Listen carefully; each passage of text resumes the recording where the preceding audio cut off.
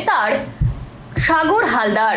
কৃষ্ণনগর গোয়ারি বাজারে এক মাছ ব্যবসায়ীকে গুলি করা হয়েছিল। সেই গুলিকাণ্ডের সিসিটিভি ফুটেজ প্রকাশ্যে আসার পর সৈকত হালদার ও কুনাল হালদারকে গ্রেপ্তার করা হয়। তারপর ধৃতদের কাছ থেকে অস্ত্র উদ্ধার করা হয়েছিল। এরপর গতকাল গভীর রাতে কৃষ্ণনগর কোতোয়ালি থানার পুলিশ গোপন সূত্রে খবর পেয়ে তাকে গ্রেপ্তার করে এবং সাগর হালদারকে আজ কোতোয়ালি থানার পুলিশ কৃষ্ণনগর জেলা আদালতে পাঠায়।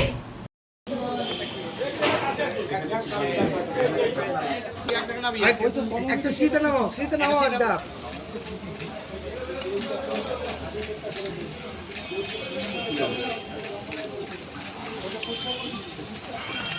পরে বলে